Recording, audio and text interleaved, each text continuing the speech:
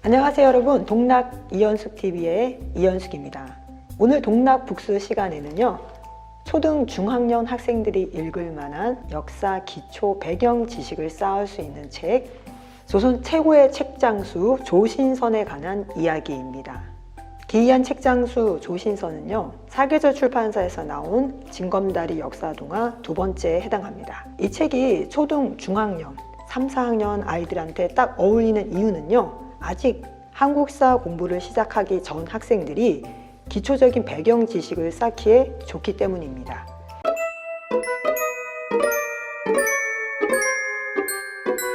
이 책은요, 조선의 르네상스, 영종조 시대를 배경으로 하고 있습니다. 특히 영조 시대인데요, 조선 후기 서민 문화가 발전하면서 책에 대한 수요, 그리고 책을 읽고 느끼고 생각하고 변화하는 모습이 진솔하게 표현되어 있습니다. 조신선, 붉은 수염, 붉은 머리를 가진 굉장히 큰 키의 사나이.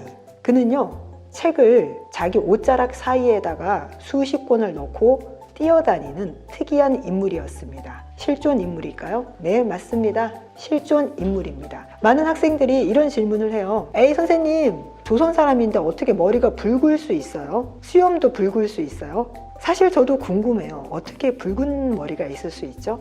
그런데 제가 추측해 보면요, 조선시대 때 네덜란드 상인들이 조선에 들어온 거 혹시 아시나요? 조선의 정책은요, 조선인이 나라 밖을 나갈 수도 없지만 외국인이 조선 안으로 들어왔을 때는 나갈 수 없습니다. 평생 조선에서 살다가 생을 마감해야 돼요. 대표적인 사람이 박연, 베텔스브레죠. 그리고 또 하멜 일행이 있었죠. 물론 하멜 일행은 15년, 16년 뒤에 결국은 나가사키로 탈출을 해서 고국으로 돌아가 하멜 표류기라는 책을 쓰기도 합니다. 그런데 여러분 그거 아세요?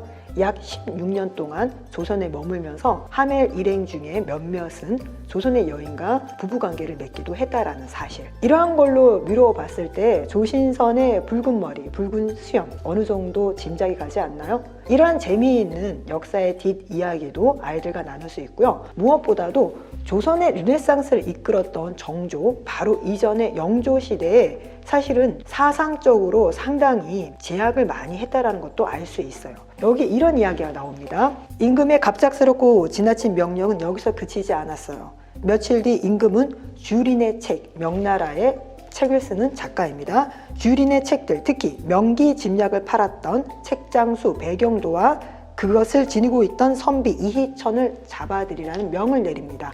바로 영조 47년 5월 27일에 있었던 명기 집약 사건입니다. 이 책을 수입한 자, 소지한 자, 유통한 자 전부 다 잡아들여서 책이 유통되지 못하도록 한 사건인데요.